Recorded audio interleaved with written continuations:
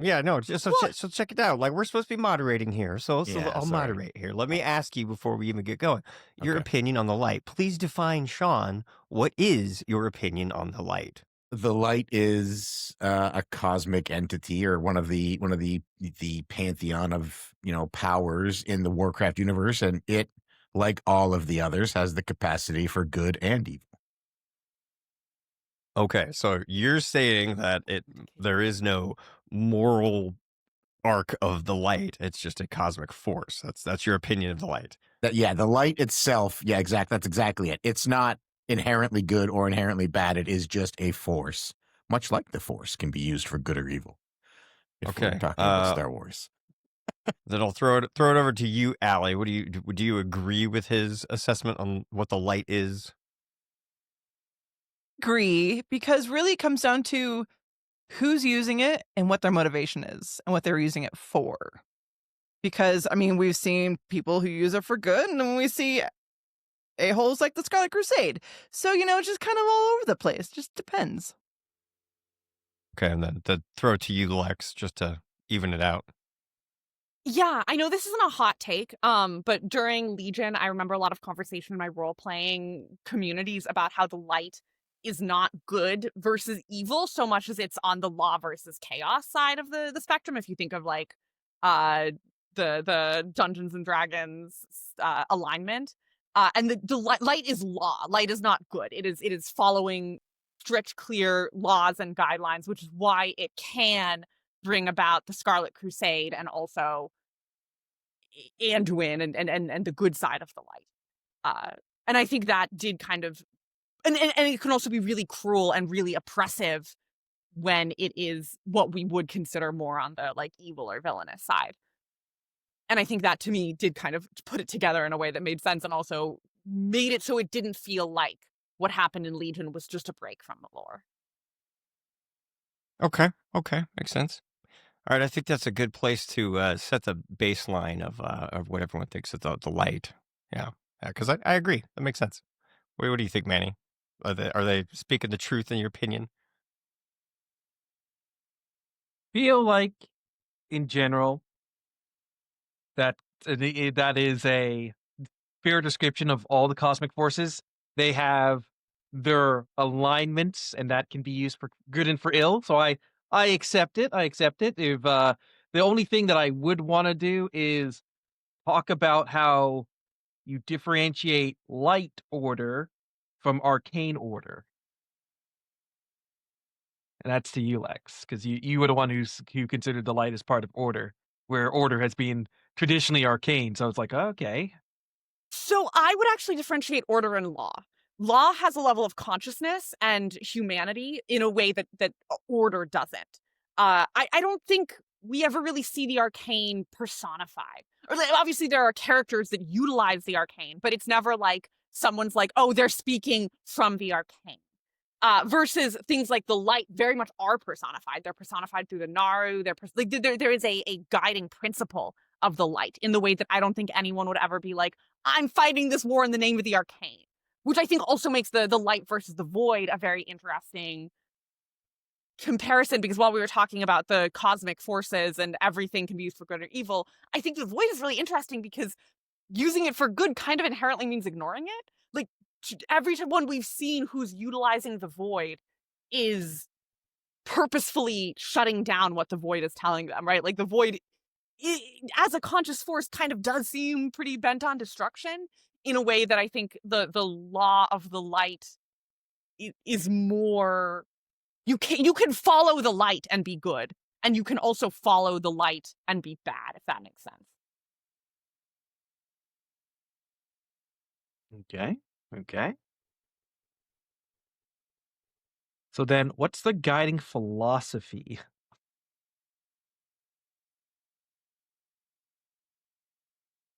Is that also to me?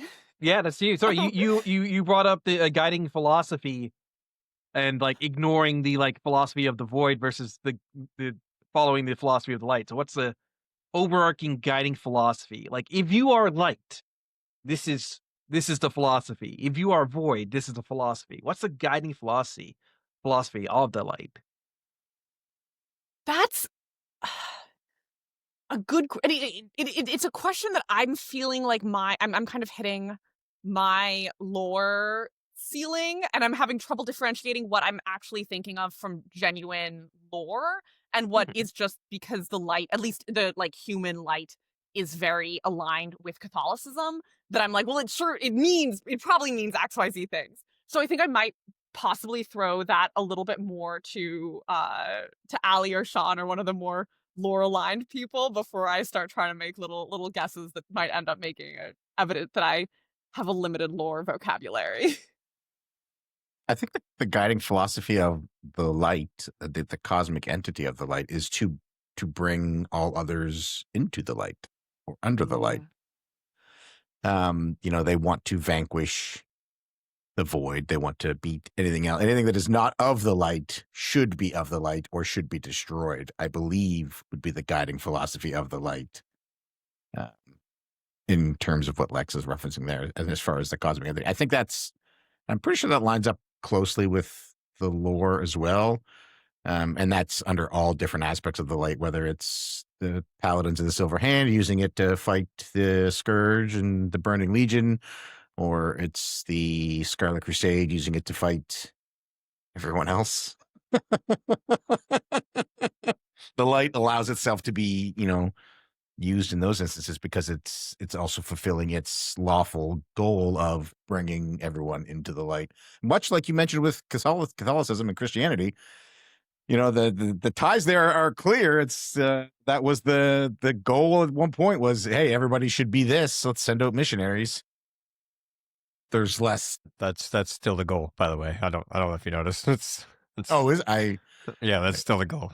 My brother's a missionary. I thought when they elected that guy from Chicago to be the Pope that everything changed. Now the goal is now it's that everyone's a bear. Now it's to win a Super Bowl. The Bears.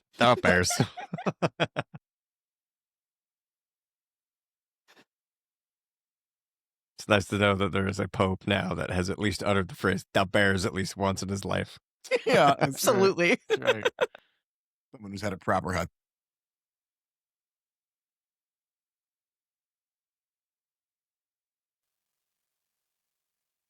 All right. Well, I think we've talked enough about the light and all that, and it's at a proper baseline. I think it's time to get into the topic at hand. If you would all agree. All right. Well, I have a little. I've prepared a little script that I'd just like to read for everyone here. Just have a little fun here. So, Turalyon, who is he? Who is he really? Well, if you're unfamiliar with our High Exarch Turalyon, he got his start in the Church of the Light. He was a priest, and a damn good one, too. But his mentor and buddy, Alonzus Fowl, saw that the Light wanted more of him. So when Fowl got the idea to, form the mighty Morphin Paladins, known as the Silver Hand, he put Turalyon's name in for consideration. All the other new Paladins took the opposite path to become a Paladin. All 4 of them were warriors they adopted the Light, but Turalyon grew up in the Light. He knew it intimately. Him and the Light are close. So close that when his sexy wife Valyria refused to renounce the Void to Azira, she was imprisoned and Turalyon just went along with it. It happens to be a great segue into our discussion topic today, as Turalyon has shown he has a past when it comes to his obsessive devotion to the Light. So, do we think Turalyon will betray his family to follow the Light at some point during midnight? That's a great intro. I was really expecting a Bane voice. He was, they merely adopted the Light, but he was born in it. Yeah, you can just imagine the Bane. it. But I have a cold, so or else I would have totally done that. Absolutely, it's going to sound very weird if I try to attempt it now. Yeah, I love it. Yeah, can I answer your question? Yeah, Sean, go for it. Opening statement. I'm going to say, I don't know if we have timers for this. I guess we probably should have thought of that. Maybe try and limit ourselves. But I'm going to say unequivocally no.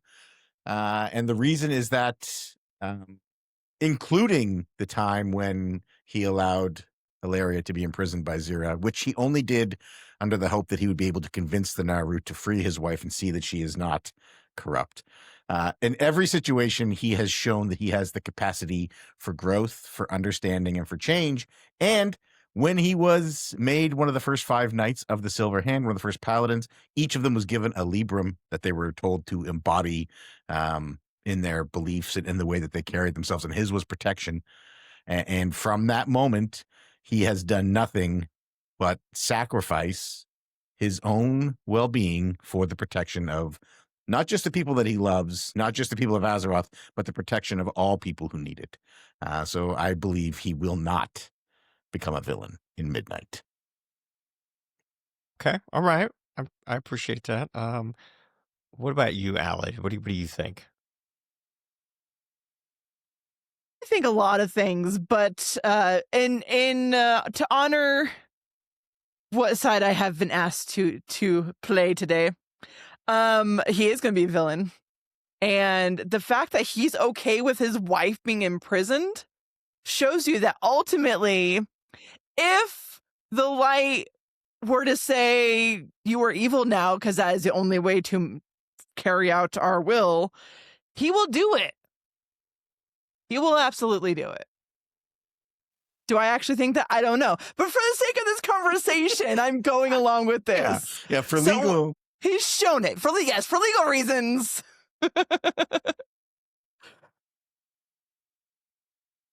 All right. What about you, Lex? What do you think? So my general take is that Turalyon is really annoying, and I think that Ilaria deserves better. That's what I'm here to represent. You're not wrong. I don't care if he's good or evil, but I do know that Ilaria needs to dump him and date Tyrande. Or me, Ilaria.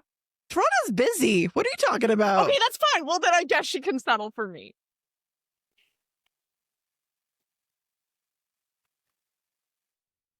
I gotta ask, this protection that we speak of when we speak of Turalyon, or on the flip side, this like willingness to harm, that can be two sides of the same coin. You can destroy one thing to protect another thing. You can fight against something to fight for something else.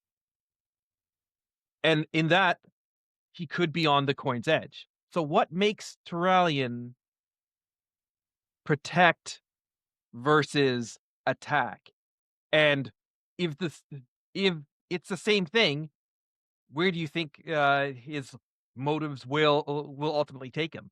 So I guess since we're trying to convince people one argument or the other, Allie, I'm going to ask you, what makes you think that coin's going to flip on the darker end? Because we've already seen times and examples where he's gone along with it. One of my prime example that I'll probably bring up a couple times during this argument, honestly, in the effort to avoid future spoilers. What happened with Zera and Illidan? That wasn't great. He stood by and watched that happening, and he was like, "All right, I'm not even going to try to interrupt her. You do your thing, Zera. That's fine." Like. And then stepped in to try to like violently subjugate Illidan when he had the audacity to exactly kill the being trying to forcibly lightify him. Yeah. And when you think about that moment, that was dark. That was a dark moment that escalated quickly, and he was okay with it. So I think that because of his upbringing with the light and what he's been through, if he needed to follow that path and go down and do some really dark stuff in the name of the light, that's all he's ever known, and I think he will continue and do that. I'm really glad you brought that. Can I jump in? Can I rebut? Because I'm really glad that you brought up the situation with Zera and Illidan, and I do want to address that because I actually think that is a perfect example of Turalyon showing his ability to separate himself from the light and to learn from the situation, because Illidan is still alive. But we'll talk about that in more specifics Fair. Okay. In a Okay. second, I want to address Manny's initial question of, why do we think, if protection and attack is two sides of the same coin, if he protect or he attack, which do we pick here? I would like to point out that Turalyon famously had difficulty reaching the light. All of the other four paladins, the other four of the five paladins, were able to reach the light and use the light almost from the beginning of the time that they were made paladins. But Turalyon struggled with it, and he actually doubted whether or not he would ever be able to touch the light, feel the light, and use it. And it wasn't until during the Second War when his commander and friend Lothar Anduin Lothar was killed by Orgrim Doomhammer. He killed him, and that was the first time Turalyon was able to touch the light. The light infused him, it emboldened him, and it's what he used when he attacked Orgrim to avenge Anduin Lothar. And here's why I think it's excellent, an excellent indication that he is not just a weapon to be utilized, that he is not going to just do what the light says. The first time he's ever filled with the light, he's given this rush, he's infused by it. He beats Orgrim, and he doesn't kill him. He doesn't end the life of the bloodthirsty, fel-infused orc that just killed his commander and best friend. Instead, he just beats him, knocks him unconscious, wins the tide of that battle, and turns things over for the Alliance. And withholds killing another sentient being, even though, as far as the Alliance knew at that time, all orcs were fel-infused, bloodthirsty monsters who were hell-bent on the destruction of Azeroth and everything they loved. He was still, at that time, even though on the high of the first time being infused with the light, able to hold himself back and prevent himself from killing Orgrim Doomhammer, and thus ending that fight and probably stopping the orcs from having a similar surge back the other way. So it doesn't matter if he is protecting life itself. He's protecting everyone, whether they want his protection or not in that case. And in regards to Zira, this is another excellent example. For those of you who don't know, the Turalyon and Ilaria, when the Sons of Lothar went through the Dark Portal in Outland, which was Draenor at the time, started to be torn apart.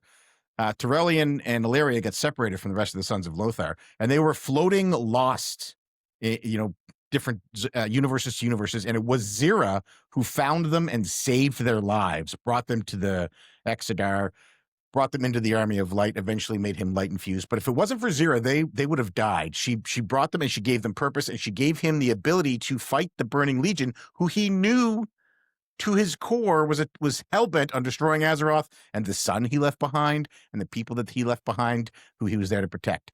So Illidan gets on board. Zira's talking about this chosen one. She's pumped him full of this prophecy information.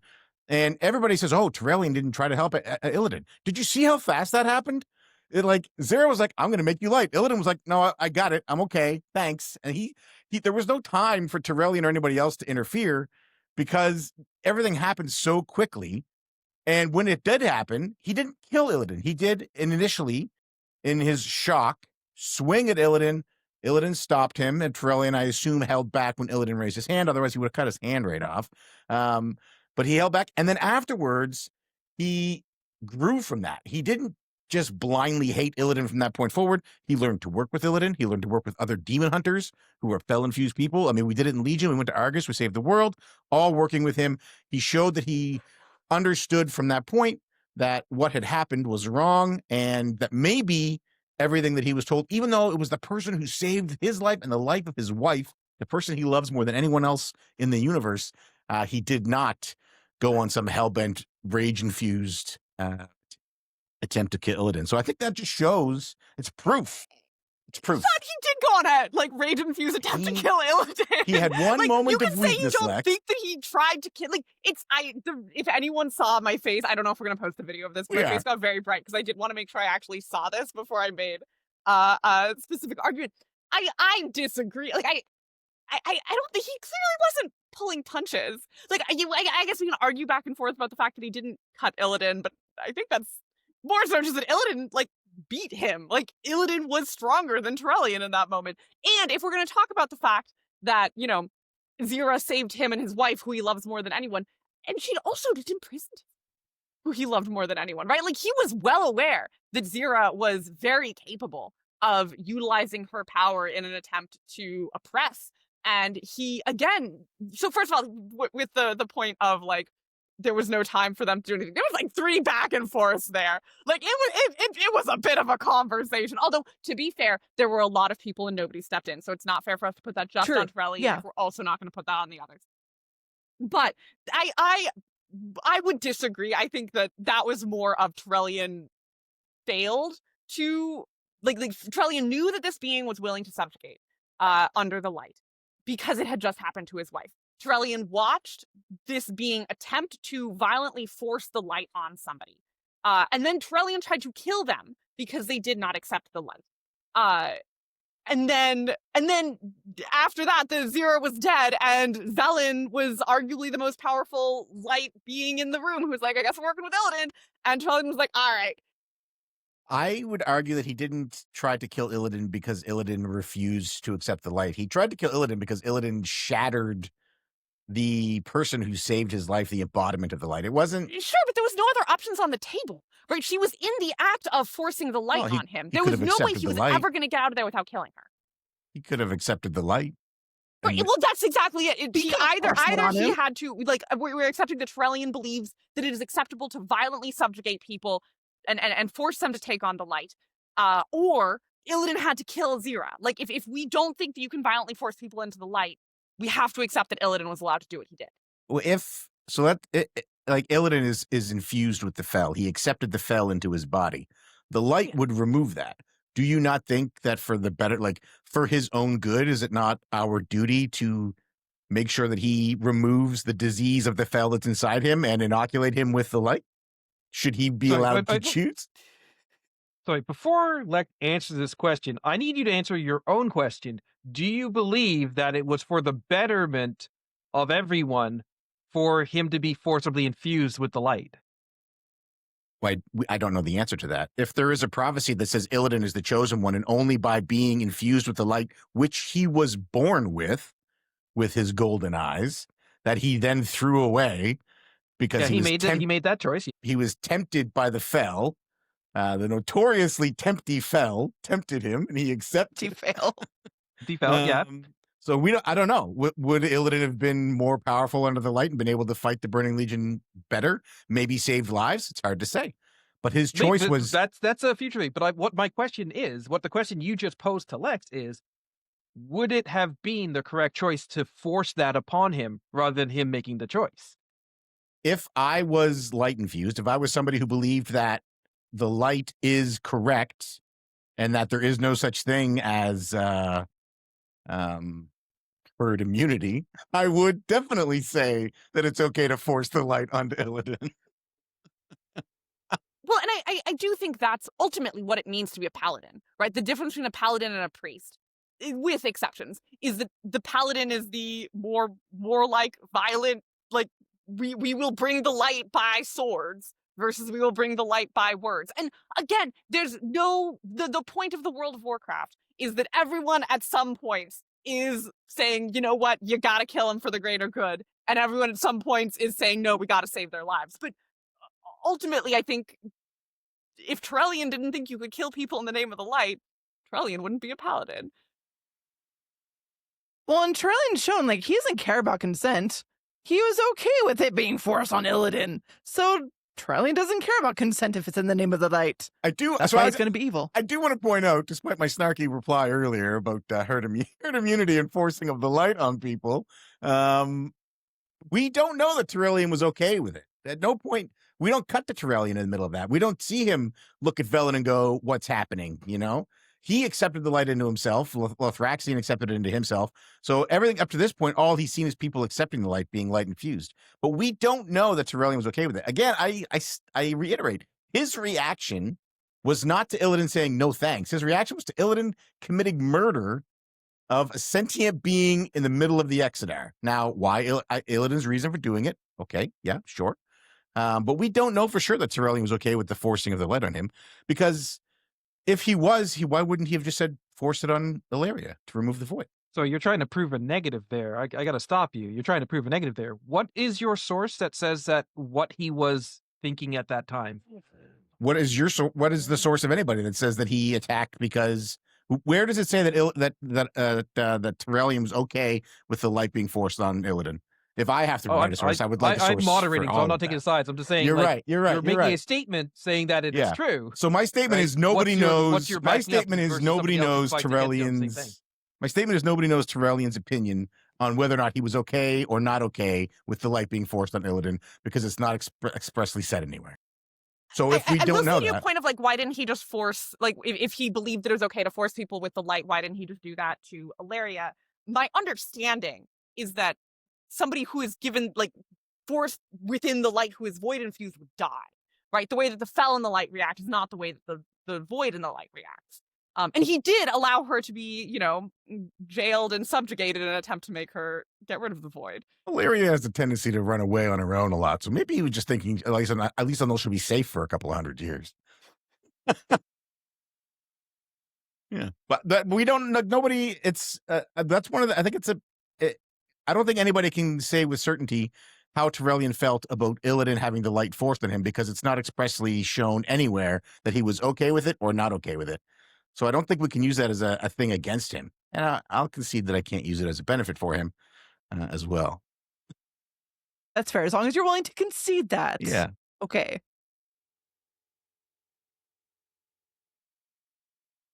All right, well, I got a little bit of a question here for everyone. Kind of curious.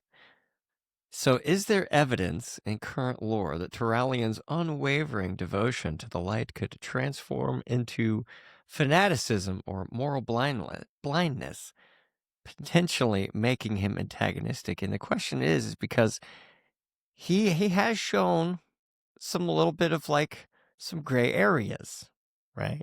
So, for example, in Shadows Rising, he was okay using the light to basically torture information out of people.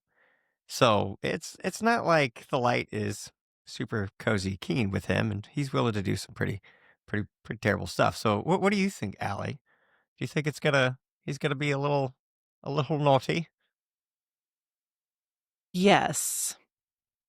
Because that is the stance I'm taking today. I think.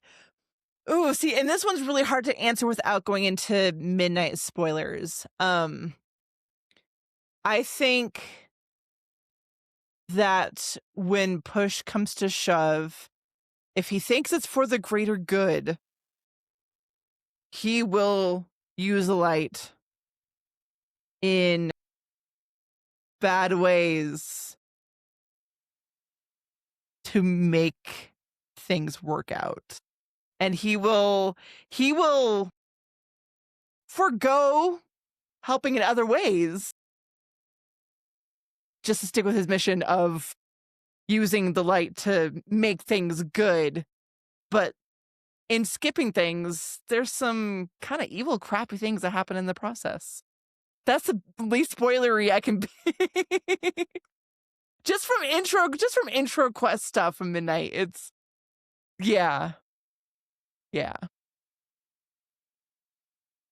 What do you think, Sean? I don't. So the question of, I recognize that the situation that we're talking about from Shadows Rising, where he and Ilaria worked together, and he used the light to hold the individual in place, not to harm them, just to keep them there in place, while Ilaria used the void to retract information. You know, getaway car drivers get charged with murder, right? You know, like, come on. Okay, yeah. So This is like RICO. It's like anything in aid of the crime is therefore connected to the crime. this is true. Yeah, but the people in Guantanamo Bay, they just took pictures. They weren't the ones doing the torturing. he was just following orders, guys. It's just okay. All right. So again, like with Orgrim Doomhammer, they don't kill that guy. The information that they get, they have to get it. There was no other way for them to get the information they needed on Sylvanas' whereabouts. And Sylvanas at that point was a full-fledged mega villain. They were attempting to save lives, the lives of people who were innocent. And, you know, deep down inside, I'm okay with that. I want him there. I need him on that wall. I want him on All that right, wall. so you're voting for the Rumsfeld administration. All right, sweet. Enhanced interrogation tactics are on the table. All right, sweet. But he shows restraint. He doesn't kill them. He is still. Hey, he's waterboarding doesn't kill anyone. He It's is like no using one's gonna the die tools. when you're getting waterboarded. Like, Yeah. Okay. All right. This is tough. It's a tough one. This is a tough one. Can we talk about? Yeah. Question Okay, for you wait. though. We've been. I feel unfairly putting a lot of the weight of proof, the burden of proof, on Sean here. I'd like to take a moment to turn this around and pass this back to Ali and Lex.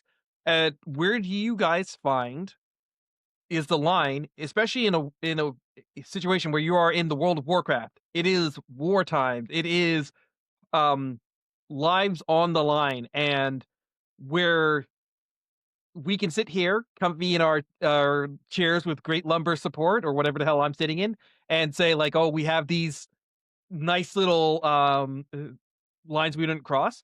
It is difficult, and so where is the moral line? Where is the part where you say that Turalyon is acting evil versus where he is legitimately compromising on something that he would not like to do for in service of the greater good? And is that the path to his evil? I mean, I feel like one of the most consistent themes in World of Warcraft lore is that everyone is capable of turning to the dark side, as you will, right? Like Jaina went from one of the most level-headed, calm, we should working with the Horde behind the Alliance's backs, to one of arguably the most genocidal, wipe them out with the bombing of the harbor, that's name I'm utterly blanking on. And I think that was part of the point of Shadows Rising, right? Like Anduin also ultimately was like, all right, I guess they got to do it. And it was Jaina who was like, nah, man, you can't. I tried this already. It sucks. It's stupid. You can't do that. So I think that is the ultimate moral dilemma when you are in chronic war with things that are possibly capable of tearing your world to shreds, right? Yeah, if everyone was subjugated under the light and like forcibly brainwashed to follow whatever the Naru says, we would have a lot easier time defeating every single evil, right? Like if people did not have choices and did not have options in life, it would be significantly simpler to solve every single one of our problems. So, and I think we ultimately have to end somewhere in the middle, right? Like we also can't just be like everyone can do whatever and we're never going to make a single alliance or horde. And I guess we'll just hope that we can all individually defeat whatever evil's coming at us today. So I think that moral grayness could be anyone's downfall. I think it becomes tricky when you don't always know the intentions and what would happen if things were different. Like, for example, with Ogre Doomhammer, like, yes, Turalyon, was kind and benevolent and he kept him alive so he can interrogate him and get information. But if Turalyon believed he didn't have any information to give, would he have gone ahead and killed him? Like, would he have held restraint and actually just lashed out and killed him? Maybe. Like, we don't know. It was just convenient that Ogrim had information for him, so he kept him alive. But it's hard in war times when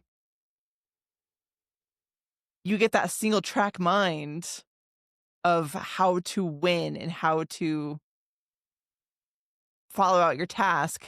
And we've seen that Turalyon will do what he has to in the name of the light to win. And I think he could use it for evil.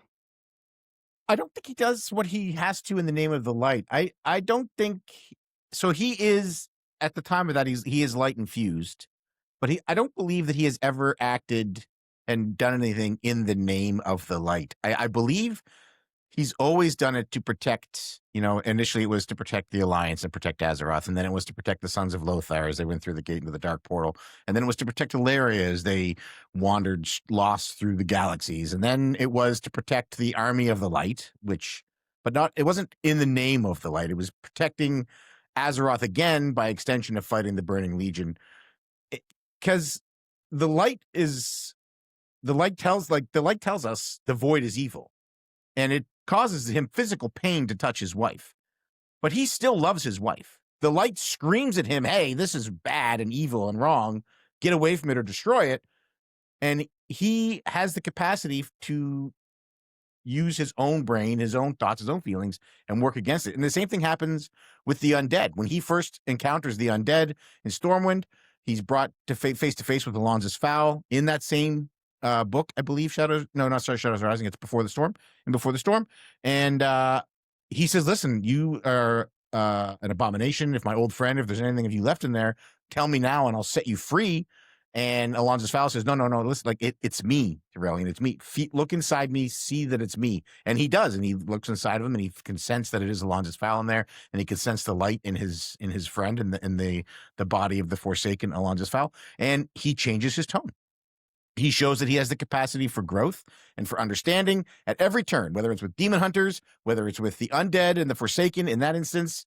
I imagine if he was faced with warlocks, for example, and had to work with them, that he would find some way to come to understanding of those. I can't be for certain, but I believe that is the case of what would happen. He is not. I broke the rules of the debate there for anybody who's listening, but but it's okay because I don't remember the rules. It's fine. We made them up. He doesn't act in the name of the light. He uses the light as a tool that he has at his disposal. The light fills him when he needs it. So I don't believe that he would, even that case when he's questioning that prisoner, it's not the light telling him, yeah, torture this guy and get that information about Sylvanas.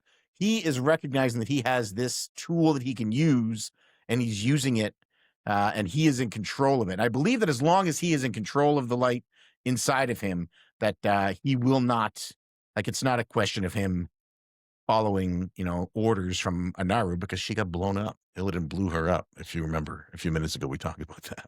It is worth pointing out, though, that in every example that you're giving of, ultimately he comes to an understanding, he starts out prepared to face the issue with violence. Should people right? not be allowed to grow and change their mind, Lex? Well, I think it's fine to grow and change your mind, but I think that if your first instinct when you're faced with a problem is, let's hit it with a sword, that does mean that if you don't get stopped before the hitting things with a sword part, there's a chance you're going to hit something with a sword. When the only That's all I'm tool saying. you have is a hammer, then every problem is a nail.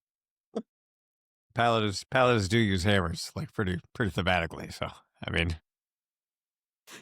I guess. I mean, speaking of weapons, a big part of how they show characters is the weapon. We have, of course, the light reforged sword that Turalyon uses constantly. How do you guys feel that reflects on his character in terms of being a protector or an attacker? Sean, I keep feeling like I throw stuff to you, so we'll allow Ali. You could start, and maybe that'll give Sean a chance to retort or dissect your argument. What was the question again?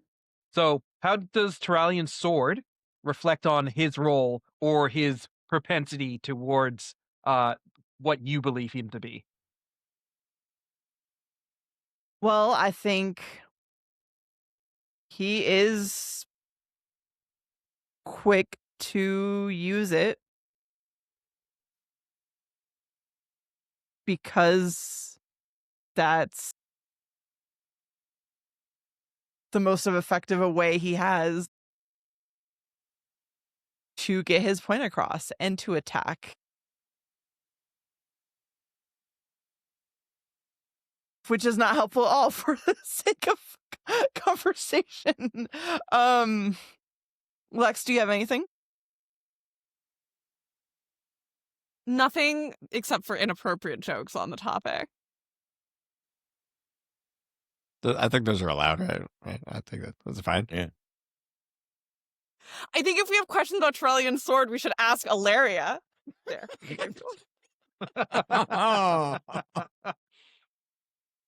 Should ask Ilaria. So what's going on? Yeah, let's phone a friend. Why do you keep putting up with this guy? All right, like, come on. There's got to be a reason. Let me know. She loves him, Jim. Send me pictures. She loves him and his sword. Yeah. Turalyon famously used to be known for his shield, and it in the Second War it was shattered by Orgrim Doomhammer before Doomhammer killed Anduin Lothar, and then he shifted. He picked up Anduin's broken sword, and now he uses the two-hander, and that's his main source of attack. But you can use a sword for protection as well as attack. I would say that the sword is more versatile than a shield because you can use it to parry as well as to strike. So the sword allows him to be both offensive and defensive as the case needs, especially in the case of fighting the Burning Legion for 1,000 years, something that I don't recall anyone else in Azeroth signing up to do while being separated from their family. That's so true. There's wife? literally nobody else in Azeroth who like... signed up for the to fight the Burning Legion for an endless amount of time while being separated from their son. There's a whole handful of his them. Wife. Like, I feel like that one answered itself. Like, Khadgar went, and no, right Khadgar wasn't there. Well, but Khadgar went to fine. Durotar, but Khadgar wasn't part of the. He wasn't part of the Army of the Light. That he didn't get. Army of the Light. Okay, he didn't. Khadgar didn't fall through the magic portal that the freaking Turalyon and Ilaria That's did. fair. Yeah. Okay.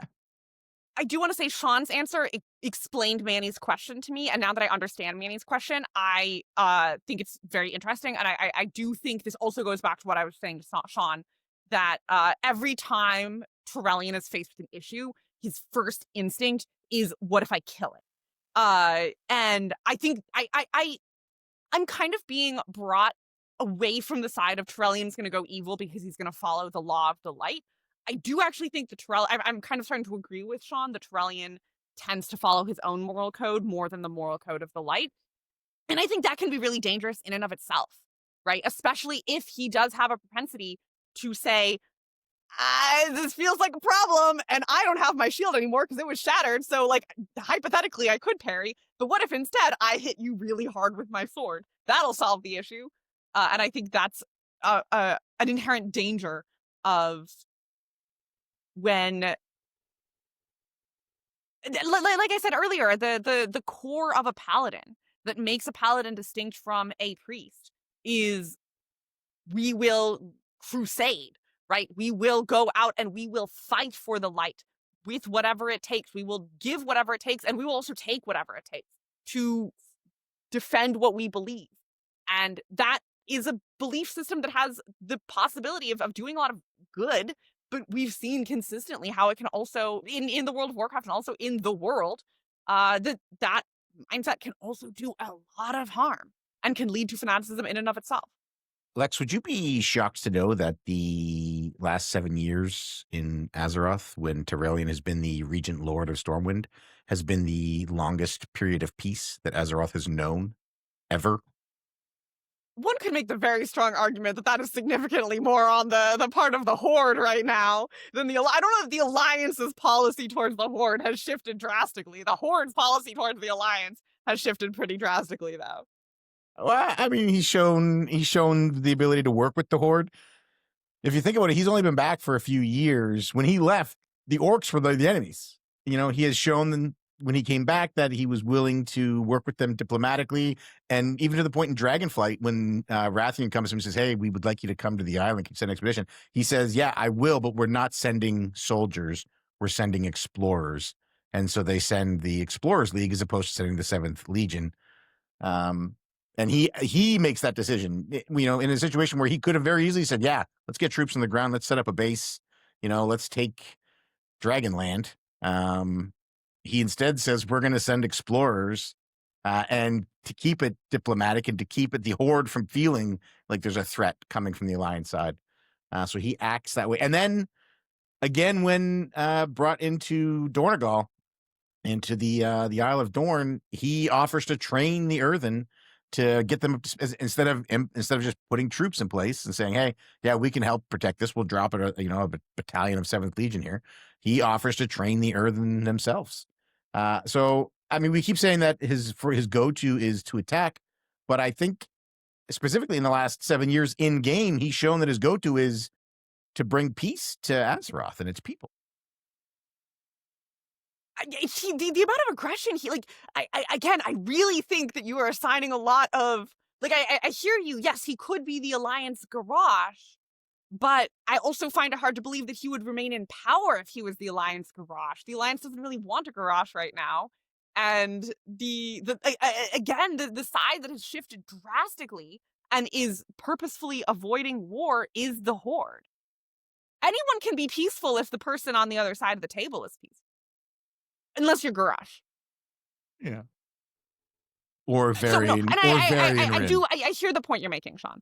I think that's fair. I think he is capable of, if he does not feel threatened by someone, or if he doesn't feel that it's threatening his moral side, he's not going to just start rushing in and whatever for the Alliance, we're going to cut down whoever.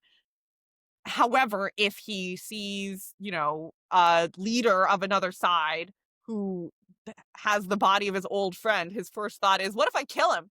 Right? If he sees somebody who was just almost forcibly subjugated by, that he watched get the light forced into him, and ultimately had to destroy the being that, yes, was very close to Turalyon, but also has committed a lot of crimes, and done a lot of subjugation.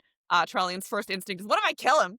Right? He's not aggressive, but he's very willing to solve the problem with violence.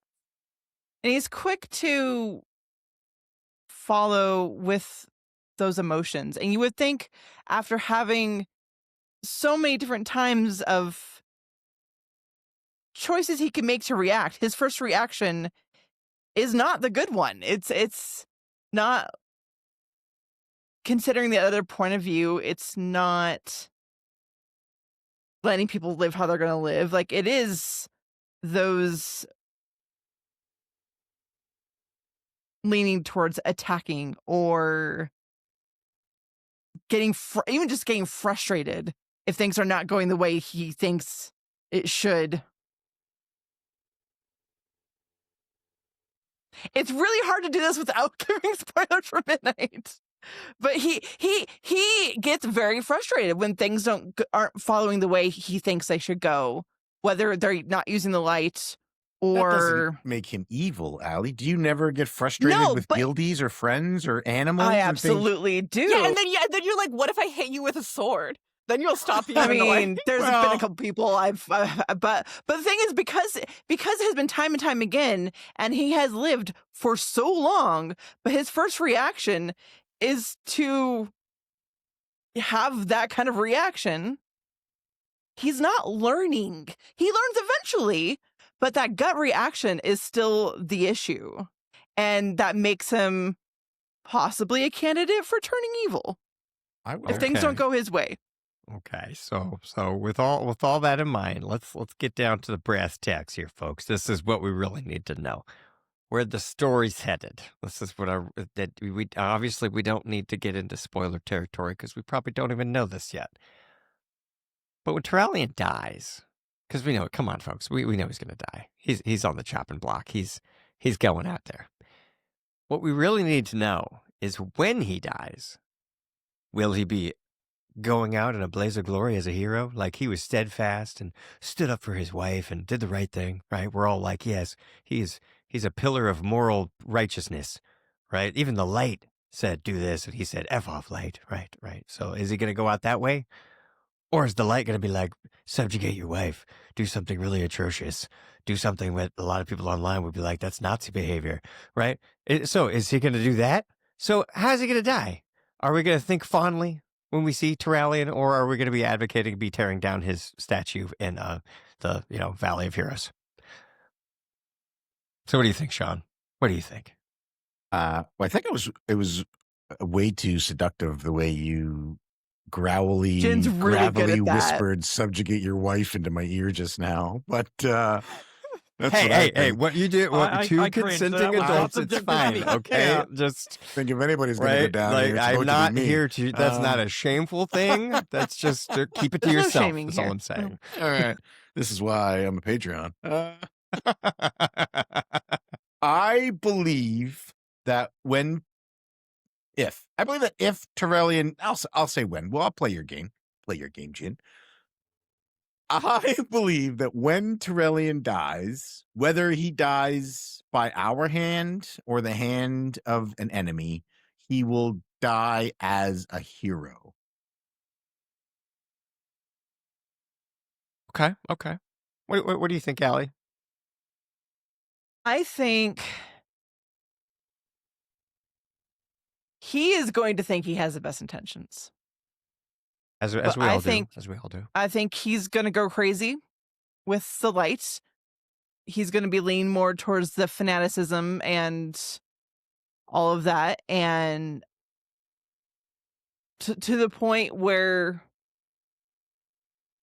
I think Ilaria is going to have to be the one to kill him. I think he's going to go that far off the edge. Do I actually think this? I don't know. But for the sake of what my role is in this moment, I think he is going to go off the edge with his fanaticism in the light. And in order to save Eritor or something, I think Ilaria's got to be the one to kill him. And he will be remembered as someone who did turn evil in the end. I don't think we're necessarily going to tear down that statue, depending on how evil he turns, but I think he's got to be put down because he turns evil, even though he may not think he's doing evil. We never do. But what do you think? I would bet if I had to put money on something, I think he's going to turn fanatic, and I think he's going to be either fully evil or leaning pretty heavily evil. And then I think there will be a moment where he has to sacrifice himself, and he will choose the side of Azeroth and the side of good, so he can have that little fanatical moment, but die a hero. I think you're both right. That's what I actually think is going to happen. Actually, he is the, he's our Luke Skywalker. He is the hero of Azeroth. He's the only one from the beginning who has been true to himself and true to the planet and good and yeah. I would argue pretty strongly that oh, sorry, Jen. I was just going to ask a question. I mean, so you say it's Turalyon is our Luke Skywalker, and Mark Hamill famously has said what Luke did in the later movies, right? In the sequels that came out. He's like, that's not what Luke would do. Right? He went off and hid. Right? Are you saying that Turalyon did a really big mistake? So I'm just curious. Is that what you're trying to say? I think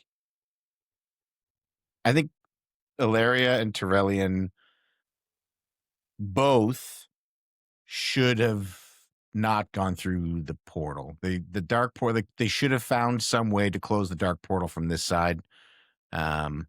Now I know that they couldn't because the portals that were opening up on Draenor were tearing Draenor apart, and if the dark portal was open, it would have torn Azeroth apart, and that's why they had to go through to close it. But I do think fighting in a war for 1,000 years that only took 30 years on Azeroth, I think it took its toll. I think becoming light infused was a mistake. I think being separated from their son took its toll on them. Obviously, there's going to be PTSD attached to just that much war fighting the Burning Legion. They're just, you can tell yourself all you want, they're just demons and they don't matter, but it's still just war, watching your friends die, watching your allies die, knowing that or feeling that if you fail, then you're failing not just, the people that are on the Exodar with you, but you're failing all of Azeroth, you're failing all of the galaxy. It's a lot of pressure. There's a lot going on there. Which is why I'm willing to accept a little bit of torture in Goldshire, if I'm being honest, because the man's been through it. But I do think, I think it was I think Turalyon was gone when Azeroth needed him the most, and he saved Azeroth. Them going through the dark portal and destroying it saved Azeroth, but they needed him in Azeroth because Varian Wrynn was a shitty king. and he needed somebody to guide him, and that could have been Turalyon.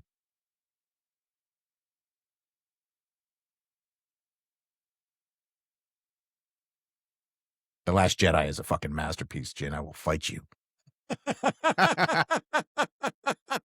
Hey, I didn't say I didn't like it. It was a great movie for its time.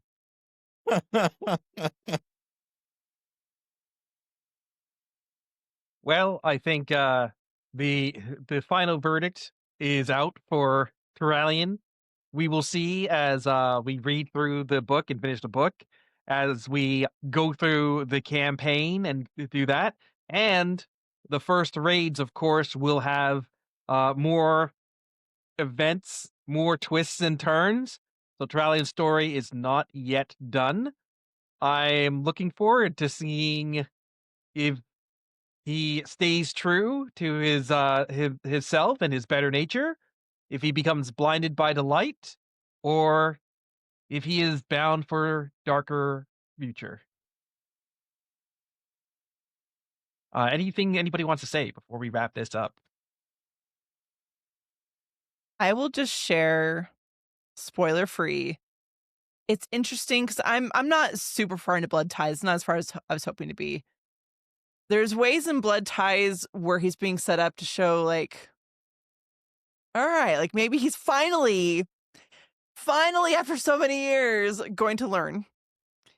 But then there's some stuff at midnight, even just in the intro quest, you're like, okay, maybe he is going to be evil. Like maybe they're setting him up. It's interesting to go through both and to be sitting here not knowing what's going to happen with him. And that's one of the things I'm really excited to learn about from Midnight. Okay. I got a question for you, Sean. If Turalyon falls from grace, Mhm. do you feel that it is character assassination, or do you feel it can be done in a way that is a fulfillment of a story arc? If Turalyon becomes the villain of his own choice, I feel like it is, yeah, you could say character assassination. It would go against everything that has been written about him, including Blood Ties, dating back to the beginning of Warcraft 2. I think was the first time we saw him. His character from that point up until chapter 16 of Blood Ties is true to him having good intentions, pure of heart, and a moral compass that is unshakable. So yeah, if they choose to make Turalyon a villain of his own choosing, I do think that there is. I don't want to give Blood Ties spoilers, but I do think that in Blood Ties it does show us a path for which his body could be used for not good, but that his character would still be his character. Okay. Yeah, I do think it would be. All right. I think it would be awful. It would be akin to what they did with Arthas in Shadowlands. For me, I would probably stop following those are big Warcraft words. lore Okay, entirely. okay. Okay. Yeah. All right, Lex. Is there anything Turalyon can do short of having no further voice lines that would make him less annoying in your eyes?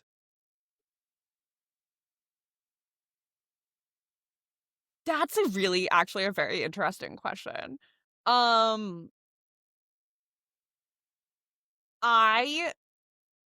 He could divorce Ilaria. No, okay. I do think he is an interesting and potentially complicated character. And I think I probably should give him more of a chance.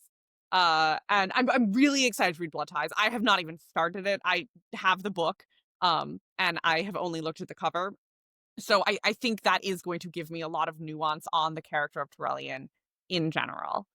I would like to see, this is also annoying of me, I would like to see him kind of pull away from the light more explicitly. I think that would make him a very interesting character to actually reckon with the faith and the complexity and everything that he has seen and everything that he's seen the light do that's good, but also everything he's seen the light do that's evil, and take that and also all the things he's seen his wife do that are good and also evil, and how the void is also more complex than he's ever taken it, and have an actual reckoning with his actual faith on a deep level. Okay. I also And think the so- light's annoying, by the way. Oh my God, Lex, you're gonna love this book. Oh, I'm so excited. Okay. It's interesting because like we spent so long with this game. I guess not the whole time, but there's a chunk of time with this universe where, you know, the void were the bad guys and the light were the good guys. And it's been interesting to go on this journey where they're starting to show us that's not true. And I think that's a journey they're going to continue on and really drive home the fact that it's all morally gray and it's all in how you use it. And it's interesting. Which I think is one, I actually think that makes the light more interesting. I don't like, this is a toxic trait of mine. I don't like when it's very obvious that a writer expects something to be infallible, right? They're like, and this is the light, and it's perfect. And sometimes bad things happen, but that's because our Dreadlord took over. Like, that's boring to me. That's annoying. That pisses me off, and now I don't like the light because you want me to like it so much. But if the light is actually... There's no Jaina in this expansion so far. See, that's a damn tragedy. But I think I'm actually more able to like appreciate the light when you do also allow for the fact that the light is not inherent good versus evil.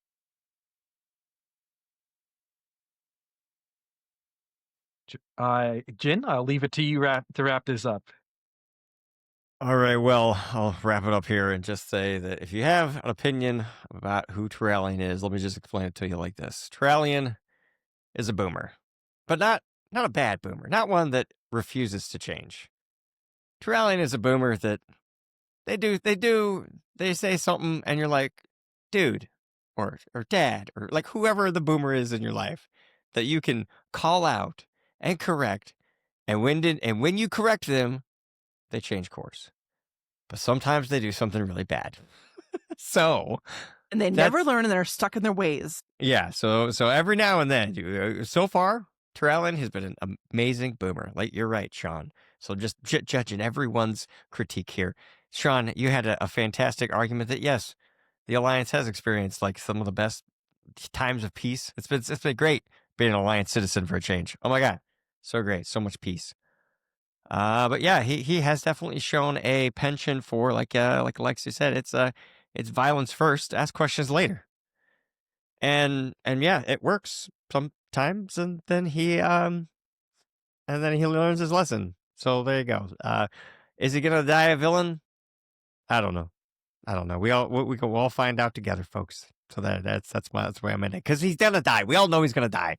That's so freaking foreshadowed for every which way. It's like, oh my God, Illyria, something bad's gonna happen to your family.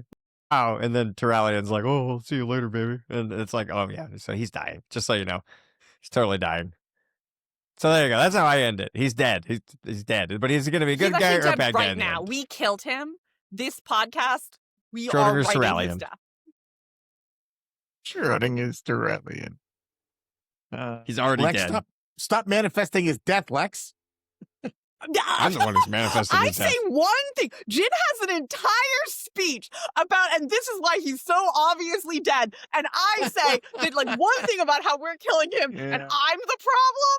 Well, you see, I'm the problem. Jin had that whispered gravelly subjugate your wife. That's true. So I've never I'm whispered in my damn life. Willing to overlook Jin's manifestation. You should. What? Check, We're learning Twitter things profile. about Oh my Sean God. today. That's all I'm saying. We're learning things today, and that's fine. You know, it's cool. More power to Sean you, has Sean. a lot of thoughts on Turalyon's sword. That's all I know. A lot of thoughts. It is a great sword, but it's light infused, right? So it's a grower, not a shower, because if the light's not infused, it's only a small sword. Right? You're like, oh, what are you going to do with that? And then he's like, oh, what am I going to do with this? And then the sword lights up. As like Ali it. said, it is not the size of the sword, it is how you use it. How That's you right. channel the light. Yeah, look at Sargeras. He Yes. jammed that thing right to Azeroth guts, and nobody felt it. And it's still just sitting there. I'm just saying. I mean, there's You did not use it right. there there are fireworks when Turalyon and Illyria come together. Is all I'm saying. So There literally is. Yeah. like literal explosions. If you listen to all of this and none of this got edited out, and if I'm editing it, it won't. Thank you so much for hanging out with us. This has been a special for Azeroth and Live Laugh Lore conjunction. Collaboration. Junction. What's our function? Orgy. Oh wait, no, wait, we passed that. Yeah. Anyway, make sure you check Collaboration? both of those shows out everywhere you can find podcasts and join the Discords. bit.ly/fast Discord. And I don't know how to join. I'm in yours, but I don't know how I got there. Is it Magically. Is You it go to bit.ly livelaughLore.com/Discord or Sweet. discord.livelaughLore.com. One of the other. Yeah. Yeah. Get in there. Give us your Yeah. thoughts. Let us know how you feel.